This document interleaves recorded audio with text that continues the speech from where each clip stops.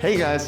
Hey, welcome to Closer to Happy. So we have been in an absolute whirlwind lately, and we are changing the location in Spain that we are landing, but we've decided where we're moving. And stick around to the end of this video and we'll tell you what it is and why we're doing it, and you'll understand.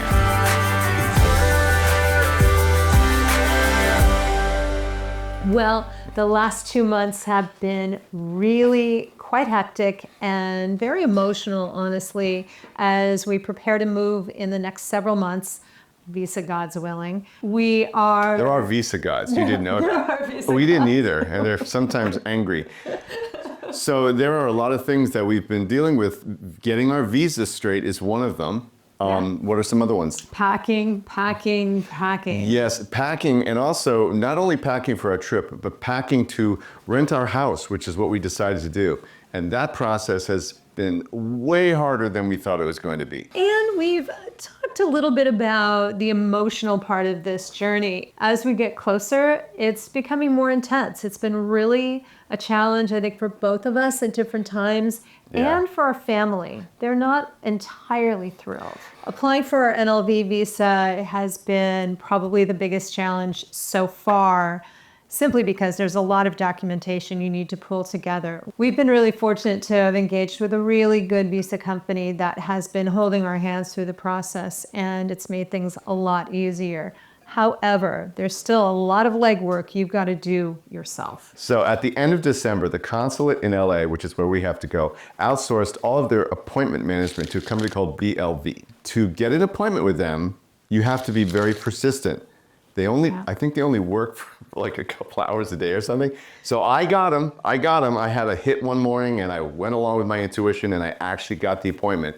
And so that was happy. And that's happening next week. That was good. Great. Yes, we have our appointment next week, which is wonderful. We needed to gather a lot of documents. One of them was making sure that our passport was valid and that it's valid for at least a year. I didn't recommend, if your passport's only valid for a year, that you renew it for a little bit longer than that. Right. And that you have some empty pages on it. They require you to have 2 blank pages. I know you all have your marriage certificates somewhere in your house, but for this particular appointment, it has to be issued within 5 years. Ours was much longer than that. I was a childbred. So it was a little bit of a logistical challenge that we had to deal with, which is fine. You just have to know that the day before you're going to your appointment, and you don't want to freak out and try to deal with that then. Everything takes longer than you think. Then you need to have it apostilled. And that's its own animal. Fortunately, I had a sister that lived in Arizona where we were married who was able to go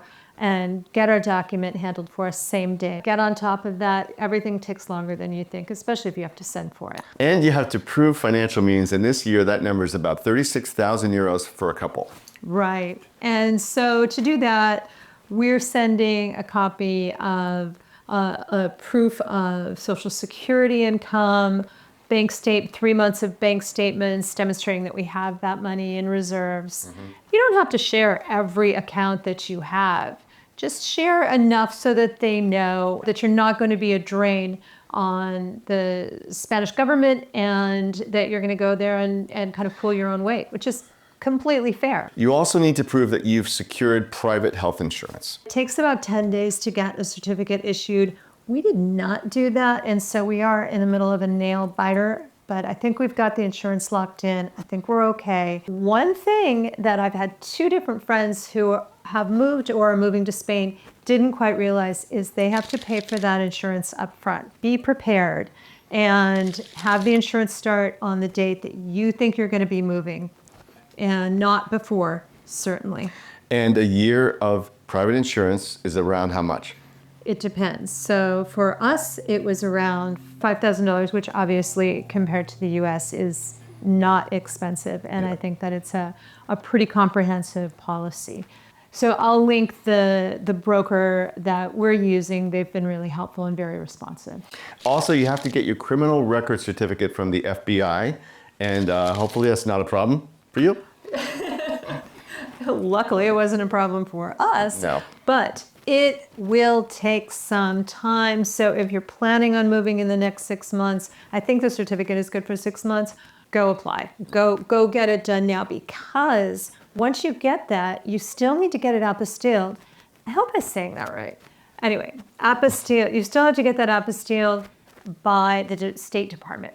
And that can also take a little while. To get this process started, you just have to go to a post office, make an appointment, and go in and get that all done. It takes just a few minutes, and it's really pretty easy. And while you're there, get a new passport photo, because they want a new passport photo with a light background and your whole face and all of that good stuff. In this phase, logistical challenges start to come up because the office for the visa appointment, when you go in and have that appointment and they are getting the process going, they take your passport and they hold on to the passport until they get their part of this done.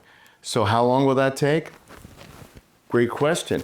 We don't really know. We're hoping not too long. They have up to 90 days to process your visa application. And the other thing is, for the NLV, I was initially under the impression that you needed to have to show them your housing for, when you arrive in Spain. And in fact, I'm hearing that that's not true at all. And that You just need an address, right? You just need an address. So you can use your Airbnb, a hotel that you're staying at, Right. but you don't need to prove that you've got a long-term lease, which was one less stress for us, even though we are renting an apartment when we get there. And remain flexible.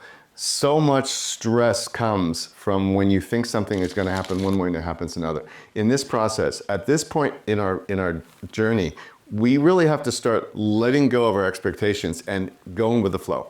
You got to do that. So just get your mind set for that. Start loosening up your expectations on timing, okay? Yeah. Just it'll be better for you. And also have a plan A, B, and C. Trust me.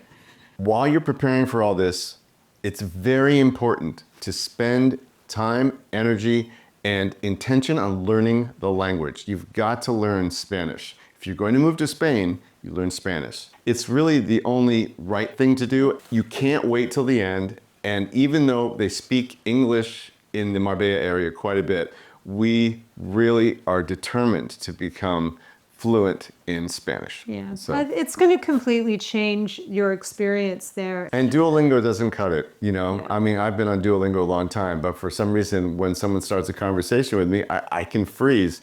So it's really important to study, and also to, as much as you can, listen to music, watch TV shows that are Spanish. Just absorb. We're gonna actually put a playlist of some great Spanish music and a really good show that's kind of the hot show right now over there. We will put that down below. Definitely start watching them and listening to them. Then there's the issue of taxes. Now this is a big deal. When we started digging into exactly where to live in Spain, taxes were a big part of why we decided to end up where we're ending up. I'm not going to give you tax advice, because that would be really bad. Yeah, and don't misconstrue anything as tax advice. This is not tax advice. We'll have a little disclaimer on the bottom. But do make sure you double, triple, quadruple check the tax advice you're getting, because it's easy to get a lot of different stories. And we had to end up doing really clear calculations of what our tax liabilities would be and timing. And, for example, if you move after July 1st, if you move in July 2nd, you're a tax resident of Spain as long as you're spending more than 183 days a year there. Different regions of Spain have their own tax laws. So there's not one cohesive tax law. That was something we really needed to take a look at, because not only do different regions have their own tax laws, for example, there's no wealth tax in Andalusia and there is in Valencia. In Madrid, but there is in Valencia. But they're working on changing those laws, and the laws can change either way at any moment in time. So also be aware of that. Somebody in one of my Facebook groups had sold their home in 2024 and then moved before July of 2025. They were then considered tax residents and had a tax liability on the sale of their home, which is not something they had planned for, and was their biggest asset and a big part of their retirement. If they had delayed, either sold the house earlier or delayed moving into Spain until after July 2nd, they could have avoided that big tax liability. So the taxes was just one reason that really pushed us into making a decision to actually make our move to Marbella. Yeah. Marbella is on the southern coast of Spain. Costa del Sol. Costa del Sol. It's beautiful. The weather is amazing. It's got mountains down to the sea. It's got a lot of expats, so they're very expat friendly. It's not far from Portugal, which we happen to love Portugal because we've been traveling there a lot. And it's just a very comfortable place. The weather feels like Southern California. It doesn't go dark in the winter as some other parts of Spain. It's kind of always kind of bustling there, so it has a lot of energy, and it just feels like a cool place to go. So that's kind of where we're landing, I think. Yeah, probably the biggest decision factor, if you know me at all, is the El Corte Inglés. Absolutely the best El Corte Inglés I've ever been in, even better than Lisbon. Totally loved it, and that was it for me. I'm actually joking, only a little. I'm joking a little. But that was one factor. There's really great shopping, and I'm always worried about that. And there are still small markets and great local places to shop. It's not just all big grocery stores or El Corte Inglés. And we really want to have a Spanish experience. We don't want to only have an expat English-speaking experience at all. But that's up to us. You know, you can drive it a couple of hours to Granada. You can go to small villages very, very close to Marbella. You don't have to be in the bubble that we're discussing. Right.